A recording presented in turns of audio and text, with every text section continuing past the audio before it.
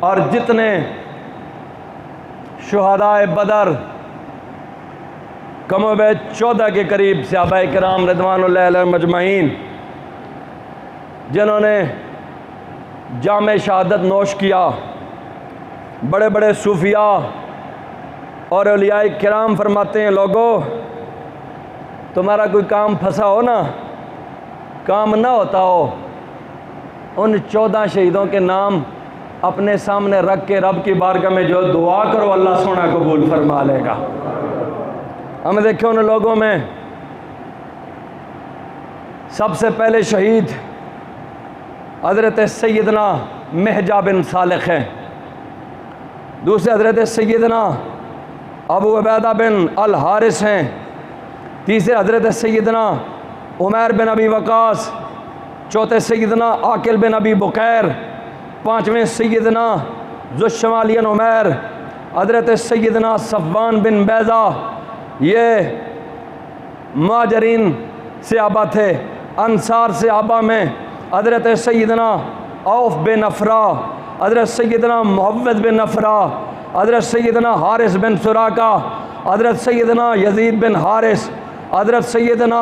رافع بن محلہ، حضرت سیدنا عمیر بن حمام، حضرت سیدنا سعد بن خیسمہ، حضرت سیدنا مبشر بن عبد المنذر اور حضرت سیدنا سعد بن خیسمہ رضوان اللہ علیہ مجمعین، یہ تمام صحابہ بدر میں مدفون ہوئے۔ اور سیدنا عبیدہ چونکہ وہ مقام صفرا پہنچ کے ان کی شہادت ہوئی تو ان کا مزار مقام صفرا میں ہے، باقی 13 صحابہ کے مزارات بدر کے میدان کے اندر ہیں۔ بڑے بڑے صوفیاء نے، اولیاء کرام نے فرمایا لوگو اگر تم چاہتے ہو تمہاری دعا قبول ہو، ان 14 صحابہ کے نام لے کے جو دعا کرو گے خدا کی قسم رب کی بارگاہ میں قبول ہو جائے گی۔ میں کہتا ہوں کتنی برکت والے ہیں محمد کے صحابہ، یہ جن کے نام لینے سے تمہاری دعائیں قبول ہوتی ہیں، ان کا آقا کا نام لینے سے دعائیں کیوں رد کر دی جائیں گی؟ جن صحابہ کے نام لینے سے دعائیں قبول ہوتی ہیں تو آقا کا نام لینے سے قبول کیوں نہیں ہوں گی؟ اور یہ تو دستور ہے نا۔ حضرت امام شافعی رحمۃ اللہ علیہ نے بھی اپنی دعا میں حضور کے اہل بیت کا توسل پیش کیا تھا، لی خمسۃ اطفی بہا خر الوبال حاتمہ المصطفیٰ المرتضی وابن ما الفاطمہ۔ اور حضرت